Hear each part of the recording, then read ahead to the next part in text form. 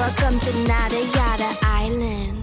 Next on Metro's Nada Yada Island podcast. I almost fainted when the 4 new bombshells arrived. 4 free Samsung Galaxy A16 5G phones at Metro. No way. And finding out the 4th line is free? Oh, things got heated. That's wild. Join Metro and get 4 free Samsung 5G phones. Only at Metro. Plus tax. Bring 4 numbers and an ID and sign up for any Metro Flex plan. Not available currently at T-Mobile or been with Metro in the past 180 days. Welcome to Mind Love, episode 14. Today is all about flexing your female. Studies show in psychology that men, the more attractive and the taller they get, there's a correlation with being more and more successful. But for women, it's more of like a bell curve. You don't want to be unattractive and you don't want to be super attractive. And so women are actually downplaying or like suppressing their looks in order to get ahead. Turn up your frequency with Mind Love. Bite-sized brain hacks for seekers, dreamers, and doers. It's time to give your mind a little love with your host, Melissa Monti. Hello, friends. Any of you out there who have tried to pave the road of success probably realize how huge of a factor your mindset really is. We all have so many self-limiting beliefs just punching us in the face over and over again, almost every day. But then comes the gender bias. As a woman, it can feel like your boss, your coworkers, life is punching you in the face. Whether we personally accept it or not, the reality is the gender bias is real. It's getting better, but it's there. Today we're talking to Anna Wood. She's the founder and CEO of Brains Over Blonde, a feminist lifestyle platform for women who refuse to choose between femininity and success. To add to her badassery, she's a serial entrepreneur, she's a Google alumni, and she got her MBA from Stanford. And now, as a self-described female empoweress, she helps other women carve out amazing careers and cultivate fearless lives. While this episode is dedicated to all the women out there, it's not just for the women. It's also for any man who loves a woman, employs a woman, works with a woman, or just wants to be a little more woke on these issues. So today, 3 key things you will learn are how gender biases affect our mindsets, how we women still hold each other back, and how to find the courage to go for your dreams and flex your female. So let's get to it and welcome Anna to the show. Your signature hashtag for Brains Over Blonde is Flex Your Female. What does that mean to you, and what message do you hope that hashtag spreads? Yeah, well, I really hope it spreads positivity and makes women really proud to be a woman. Everything that's going on in the political climate these days, it can be exhausting and it can be a little discouraging, I think, at times. And I really wanted to put a positive hashtag out there. And the whole idea behind Flex Your Female, I mean, really, it's kind of like, I am woman, hear me roar. That's what Flex Your Female is all about. But there is a second layer, a deeper meaning to it as well. And that really comes from my time at Google. One of my side projects was to facilitate the unconscious bias course, which is the diversity training at Google. And we found through studying thousands of different Googlers that women are less likely to make their accomplishments known. They're less likely to tell their manager all the great things that they're up to in one-on-one meetings. And they're less likely to put themselves up for promotion or to apply to new jobs. You know, men will apply to jobs typically when they don't meet all the qualifications, but women wait until they meet all the qualifications and more. Same with promotions. Women tend to want to promote themselves about 6 months after they're really qualified. And so the whole idea behind Flex Your Female is it kind of gives you an opportunity or a pass to humble brag a little bit. If you got that promotion or if you did something really awesome, it's okay to make that accomplishment known. You know, we're competing with people that are certainly doing that. And so I want to give women the opportunity to practice, to show off all the great things that they're doing. If you've never been a female in the corporate world, some of these things might sound a little bit foreign to you, but it's hard to fathom just how bad it can be until you've lived it. For example, being called aggressive when really you're just speaking your mind like everybody else. Or being called hysterical just because you disagree with somebody. And here's a real example from my life. In a former job, I actually had the CEO of the company ride my ass for almost everything that I said. And one time in particular, he actually said that I should have used a smiley emoji in an email to investors. I could never have imagined him telling a man that he should have added an emoji at the end of his email. A woman in the corporate world isn't always allowed to say, I disagree with that, here's another idea, or research shows that this fares better than that. Instead, we're supposed to say, I'm sure you've already thought about this before, but maybe have you considered this? Because I heard somewhere by a little birdie that it probably has this, but I don't really know. And that's what I want women to do, just straight out say, if you have an opinion, you don't need to say this is what you think. You don't need to say this is my opinion. It might be wrong, but just say it. The smiley face thing just makes me laugh because I doubt he would ever say that to a man. And actually, one of the studies we did at Google that was really interesting, I thought, was to basically have like a staged actor come up to the copy machine when people are making copies and say, do you mind if I cut in line? I'm in a rush. And then they would rate the person afterwards. And they found that women would not really get any sort of bonus or bump if they let someone cut them in line, but they would get a huge penalty if they said no in terms of likability.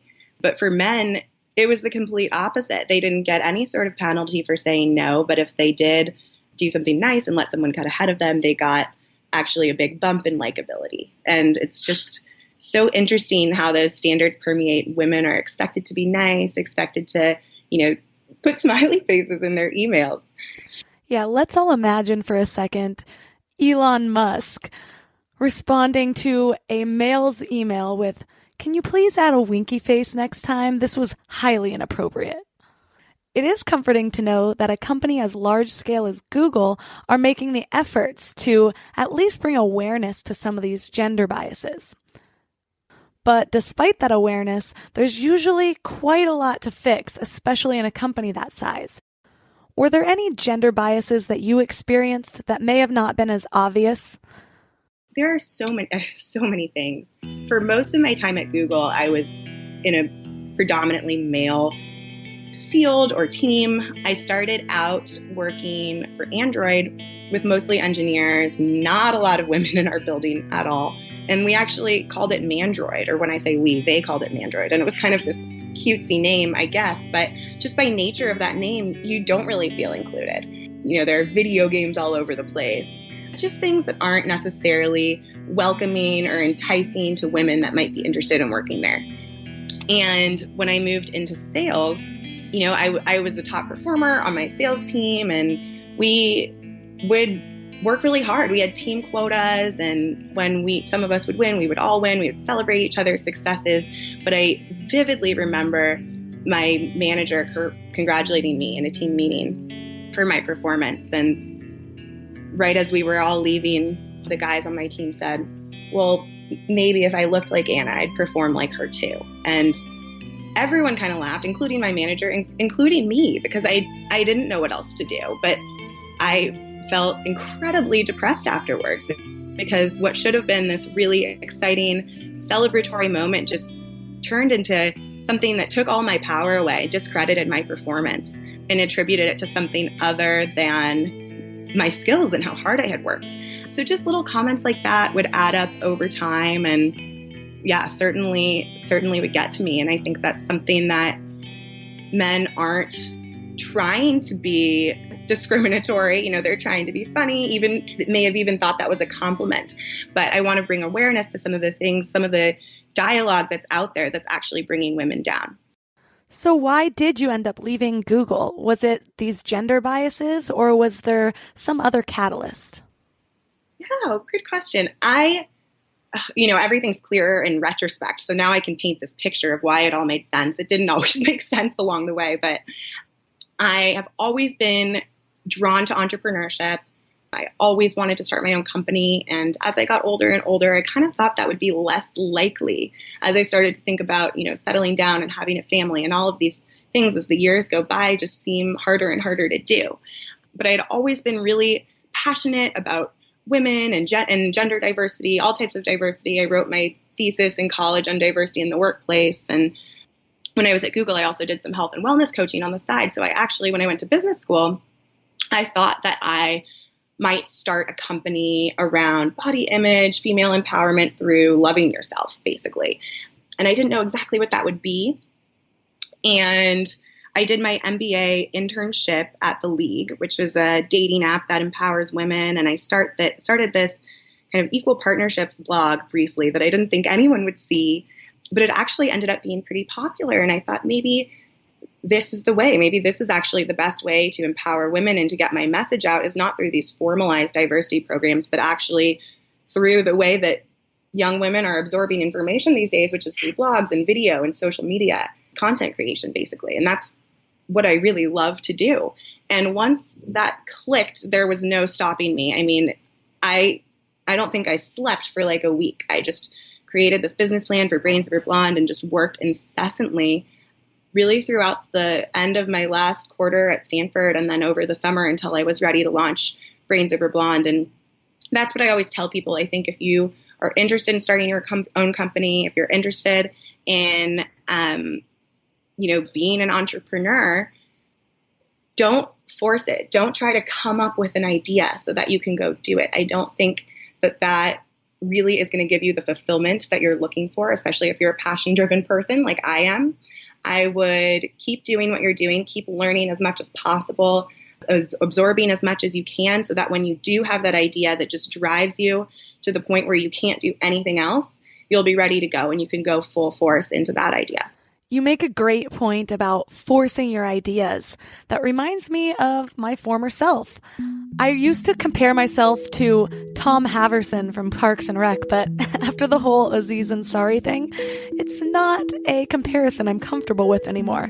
But I did. I went from one idea to the next. I had a travel blog. I even had an affiliate website at one point. But for one reason or another, these ideas just didn't stick with me. The passion fizzled out after just a few months. And I started to worry that I'd never be able to complete anything, that maybe I was too ADD or that this entrepreneur thing wasn't right for me. But I finally decided to go through and do the work to find out what my purpose was. If anyone out there can relate to this, I highly recommend Pat Flynn's Will It Fly book, which helps you validate your ideas and even find your purpose. One of the exercises in that book had me write a letter to people that are close to me. So I wrote to 11 different people, including ex-coworkers, an old roommate, friends, my mom, and I asked them what my superpower was. And when I did that, I was able to see myself a little bit more from an objective point of view. And within a day, I had the idea for this podcast. And ever since, I feel like I'm on fire. But the trick is, you have to lay out your future. What does your perfect future look like? And then find a plan that works inside of that. For example, with the travel blog, I was only looking at a really small aspect of what that would entail. I thought to myself, who wouldn't want to fly around and stay in luxurious places for free and visit hundreds of countries in their lifetime? But it wasn't long until I realized I don't like writing about travel. I don't really want to write much at all. And it wasn't what gives me energy when I talk about it.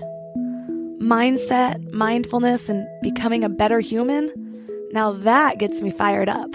And being able to feed my desire of lifelong learning by having inspiring guests on my show who can teach me something every single week, that sounds perfect.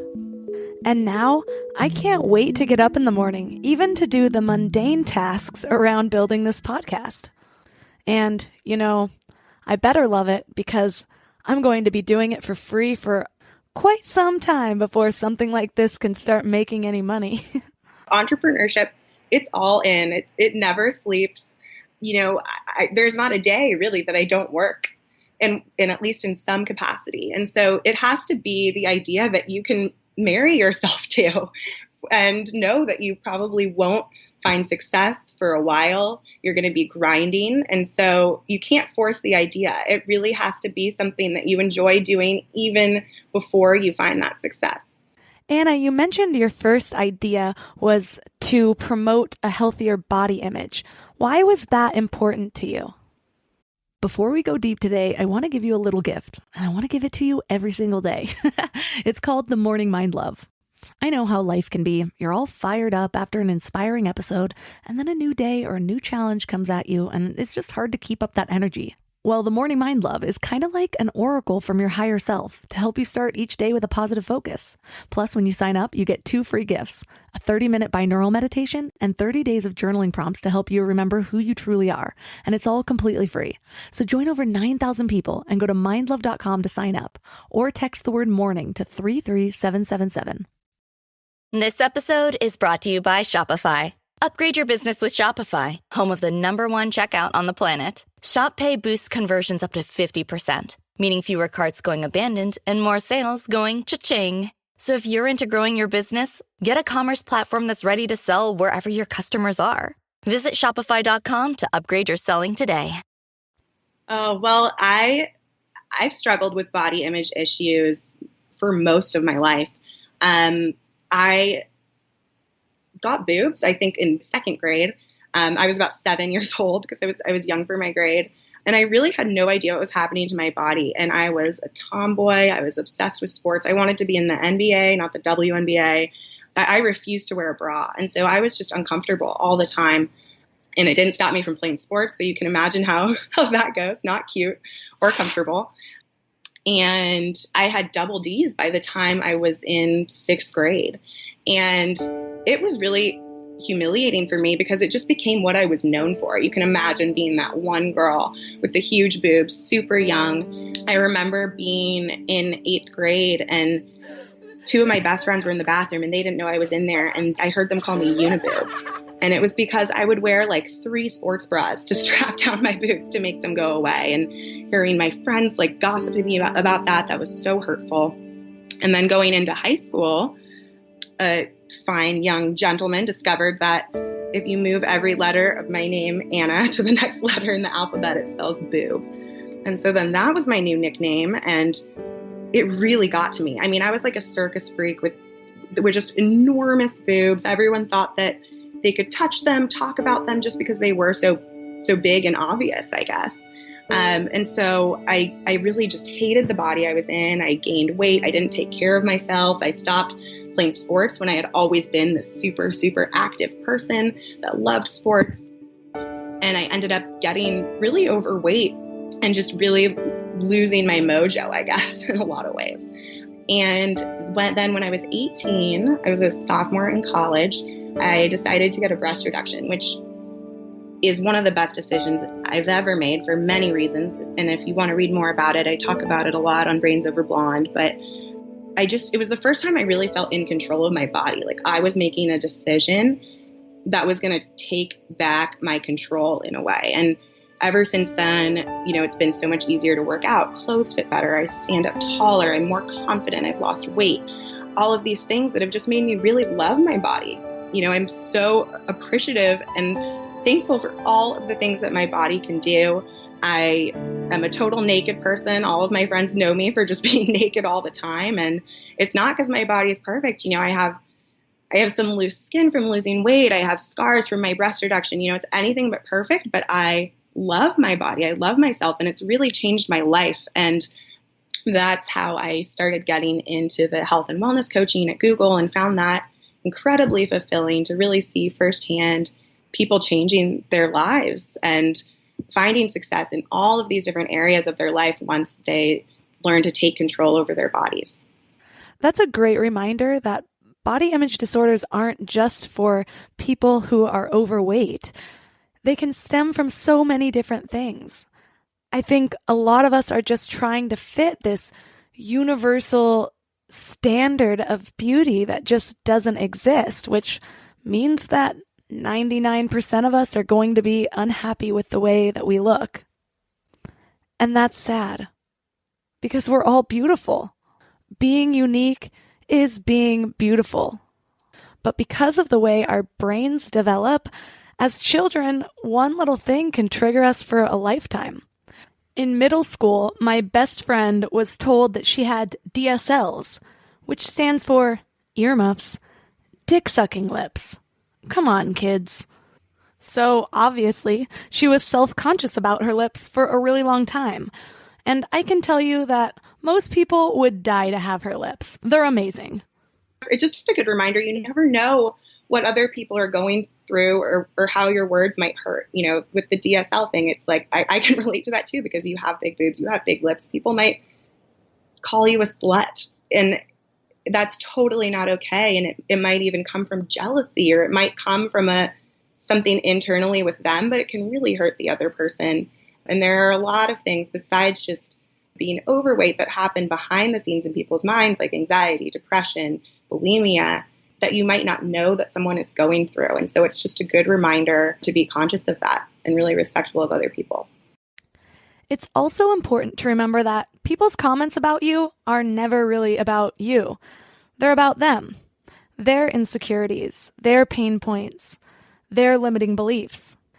And those little jabs people like to throw out to bring others down usually work as excuses to enable their own self-limiting behavior. Going back to that comment by that disgruntled coworker that said, well, maybe if I was pretty, I'd be successful too. I actually have a lot of feelings about that comment. Going into the corporate world, if I'm being perfectly honest with myself, I did feel a need to present myself in a certain way and look attractive, whether it was to get noticed by bosses, potential clients, all of the above. But then there came a time when I thought, I'm serious about this, and I didn't feel like I was being taken seriously because of the way I looked. So I felt the need to almost hide my femininity by slicking my hair back in a ponytail, wearing less makeup, avoiding jewelry, and even wearing masculine clothing, just to be taken seriously in my job. Yeah. Oh, I'm so glad you brought this up. It's so true. I feel like women a lot of times really can't win in this area. You know, if you don't do your hair and makeup for work, people critique you and say you're not put together. But if you do your hair and makeup, then you're high maintenance. It's kind of like a bell curve. It's shown in studies show in psychology that men, the more attractive and the taller they get, there's a correlation with being more and more successful. But for women, it's more of like a bell curve. You don't want to be unattractive and you don't want to be super attractive. And so women are actually downplaying or like suppressing their looks in order to get ahead.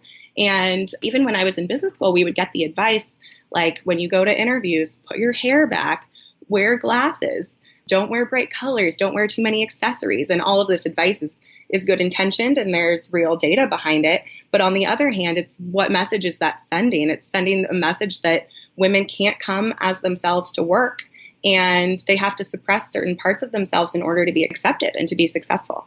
Hold that thought real quick. The Mind Love podcast is supported by CastBox, the fastest growing, highest rated podcast app on iOS and Android. CastBox has over 50 million free episodes that more than 13 million users download and listen to wherever, whenever. CastBox has also pioneered a brand new way to search. All you have to do is enter a keyword or phrase, and CastBox will search all show titles and transcripts of every single episode to deliver exactly what you're looking for. So head over to your app store, download CastBox, and try it for yourself today. What other traits have you found that women feel the need to suppress other than their physical looks just to get ahead in the workplace? Well, I think a big one is emotions and empathy. People can be very critical if you bring emotions to work. And I believe that as women who are characteristically often more empathetic, more emotional, that's actually one of our superpowers. And empathy can make you one of the best leaders around and definitely one of the best managers. It's just that a lot of leaders are male. So that's kind of what we know. That's the example that we see in the media. It's the example we see at work. And so that's kind of what we're used to. And it's also what's typically studied just because there's more of that. And often it's men doing the studies too. And so they're studying male leadership qualities and promoting things like being direct or being unemotional, when yes, that can work and that works for some leaders, but that may not be your leadership style. And there's nothing wrong with that. You could be a leader that leads with emotion, that leads with empathy, and you can be a really fantastic leader that way. People just don't talk about it as much. I'm very passionate about this topic because it's part of the reason that I decided to branch out and start to build my own life with this podcast and my vision for its future. Get excited for that, guys. But I wasn't happy in my last job. We just had very different leadership styles, and because I'm so focused on mindset, I knew that these little things like calling me immediately after I send an email and constantly lecturing me on my tone, which I don't find any different from my male colleagues, these things aren't just little things. They have lasting effects on your frame of mind and what you believe is possible in your life. And those aren't sacrifices that I am willing to make. And I don't think anybody should. Which also reminds me that it's so important to be very specific with your vision for the future. Because all these things were things that I thought that I wanted. Especially the status of a vice president position and the flexibility to work remotely most of the time. But on the flip side, I was still under the thumb of mostly men, and the only person above me in the company had a very different leadership style than I felt like I could even get behind and support. So I started to take a step back and realize, yeah, on one hand, I am proud that I worked myself up as a woman to such a high position in a company of mostly men. But on the other hand, why are there not more women in this company? And the women that were hired for a brief time, there was almost a sense of competition. While I'd love to say that my place of business was the only one with female cattiness, that's just not the truth. And there are some interesting theories behind it. Studies are chalking this up to internalizing the patriarchy. Here's a great quote from Psychology Today. As women come to consider being prized by men their ultimate source of strength, worth, achievement, and identity, they are compelled to battle other women for the prize. In short, when our value is tied to the people who can impregnate us, we turn on each other. Yeah, there's definitely a reputation for that women are catty, women don't help each other in the workplace. And I think it's true to some extent. And I don't think it's entirely women's fault. I think we are bred to believe, the media shows us, and we've seen firsthand from our personal experiences that often there is one woman on the team. There's one female VC or whatever it is at the firm. And so we are all vying for that one spot, and it forces us to be competitive with one another. And instead, what we really need to be doing is lifting each other up. Female leaders bring up more female leaders. We can all help each other. And really, the more female leaders we have up there, the more it will become the norm, and the more people will learn to embrace and really want to embody these characteristically female qualities that make great leaders, because we'll see it more. We're used to it in society. And right now we're not. And just as humans, we don't like change, and we like what's safe and what we know. It's true. And it's actually the basis of all marketing. It's why Coca-Cola would be willing to spend millions of dollars to make sure that Jennifer Lawrence has a can in her hand in the next Hunger Games. I sometimes struggle between fighting through with the way things are and just saying screw it because it's not how things should be.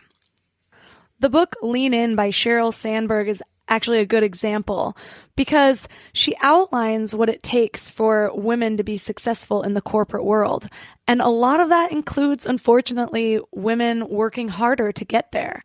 Some people have criticized the book because it's not fair and it's not how things should be.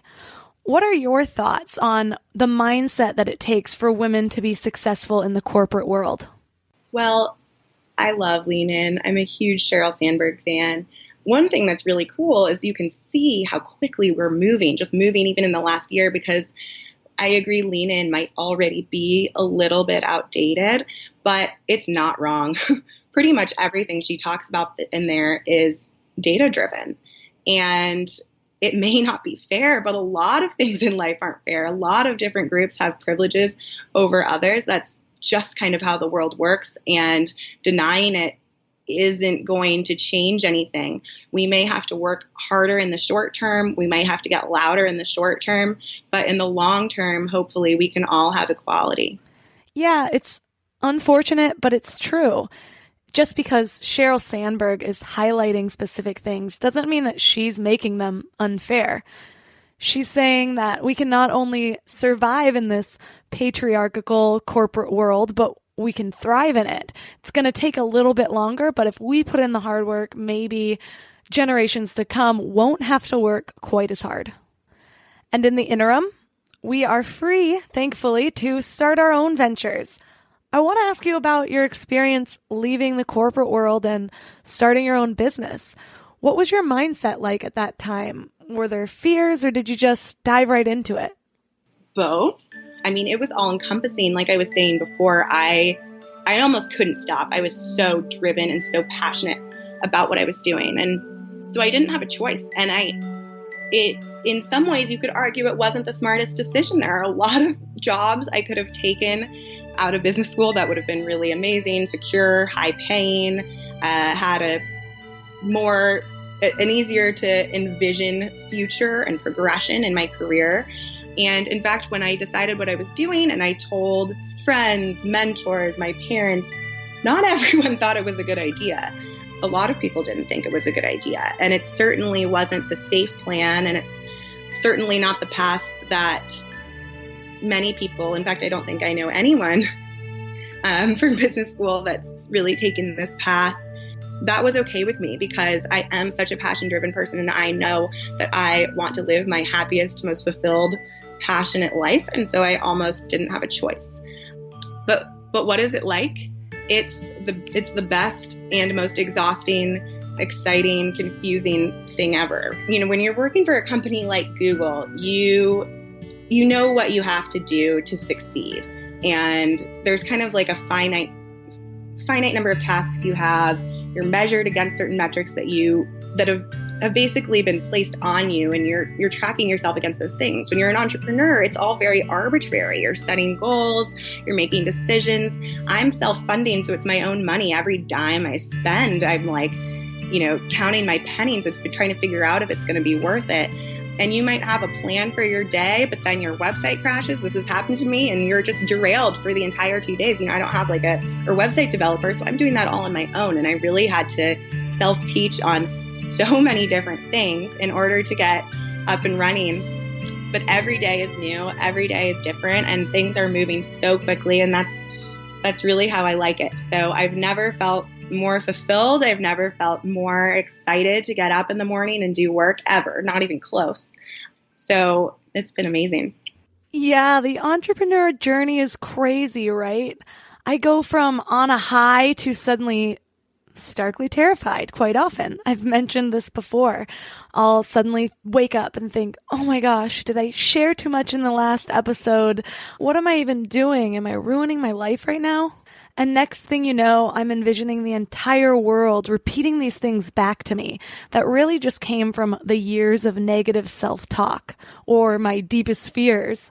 In 10 seconds or less, I went from being so confident in what I'm doing to an article in the New York Times talking about how terrible my podcast is. I'm broke, I have to sell all my stuff, and then I'm homeless. It's usually about the time that I'm picturing cleaning myself up off the streets that I have to talk myself down and realize everything's going to be okay and this journey's a roller coaster.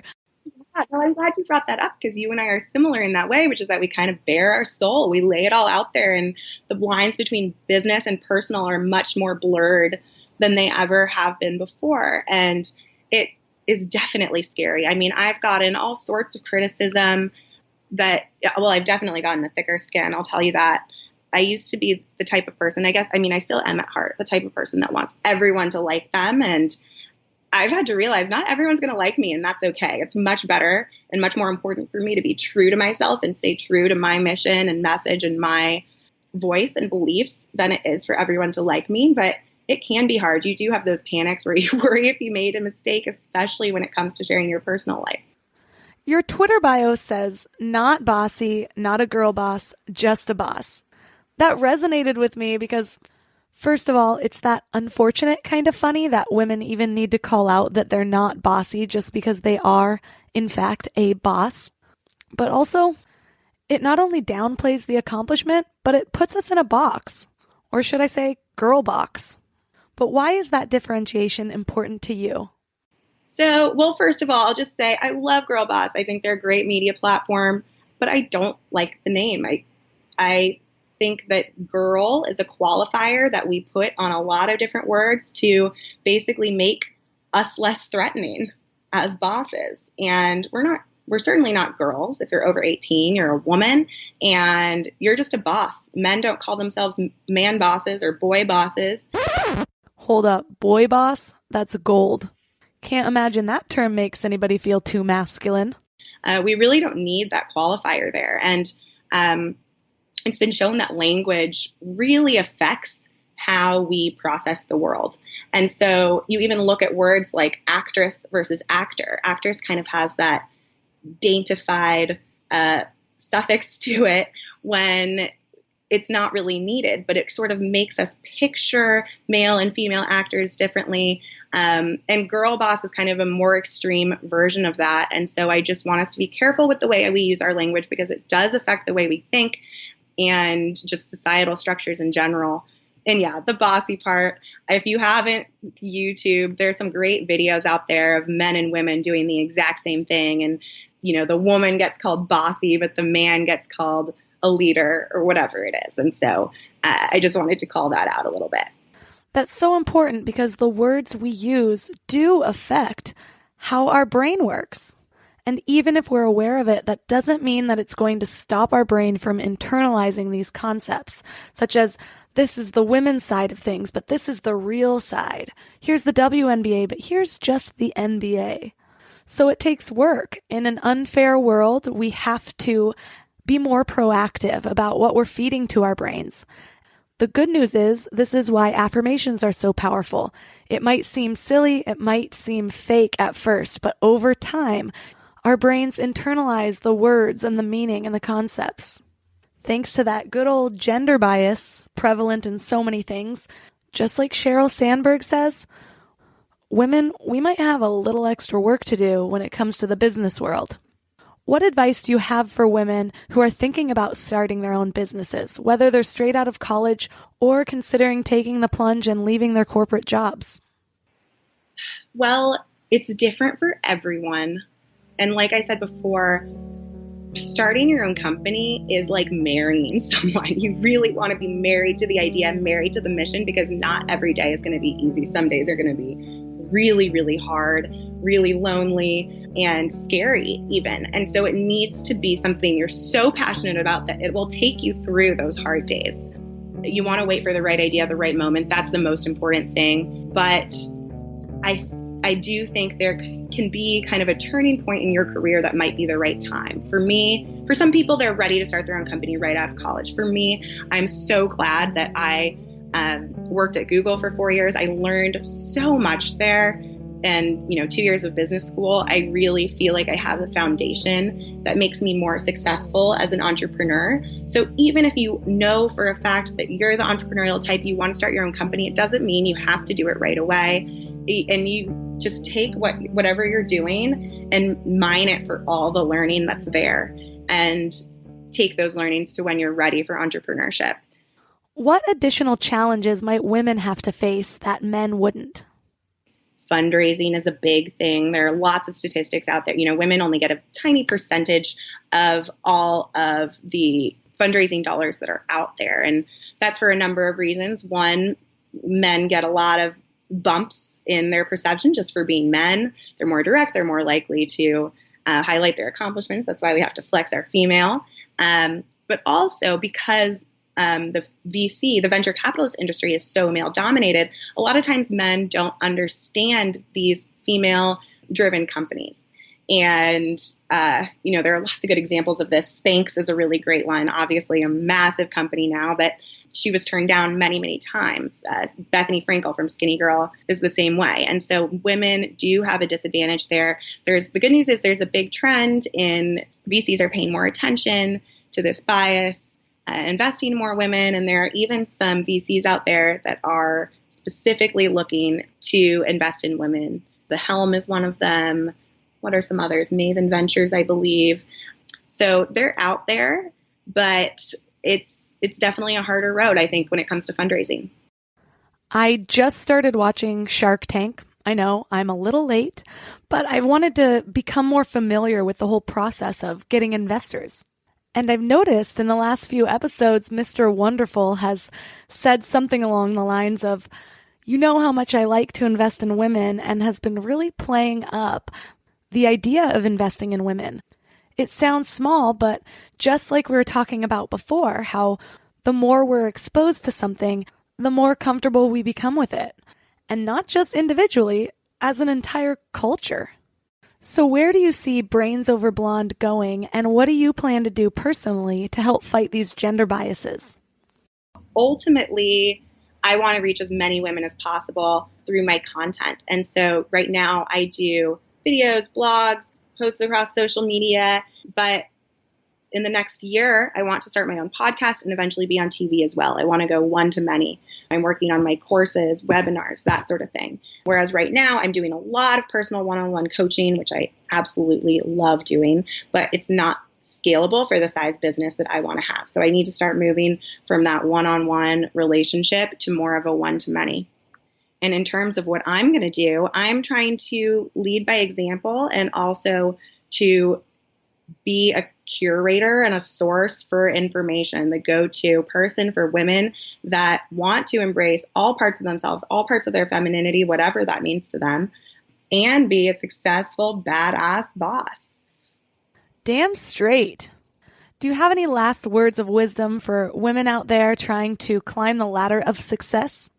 One thing that I didn't mention when it comes to entrepreneurship that I think is an important message is that often everyone, but women especially, can be so hard on themselves and be such perfectionists that it actually stops us from going for our goals. So one thing I always like to say is don't let perfection be the enemy of good enough, because if you just get started, you're going to learn so much. I could have waited another year before I launched Brains Over Blonde or more. You know, it's never really going to be 100% perfect or 100% ready, but your learning curve will get so much steeper when you just begin. And so if you have an idea, if there's something that you're passionate about, you know, don't just keep putting it off because it's not the perfect time or you're not perfectly ready. Just get out there and do it. Okay, ladies, who's ready to take on the world? And men, who's ready to hold our purses? Just kidding. To find out more about Anna, head over to brainsoverblonde.com or go to the show notes at mindlove.com/014. Her website is full of great content from everything from negotiating your salary to being a better listener and even some tips for tax season. If you loved this episode, please subscribe and leave a review if you can. And if you're listening on CastBox, add a few likes and comments.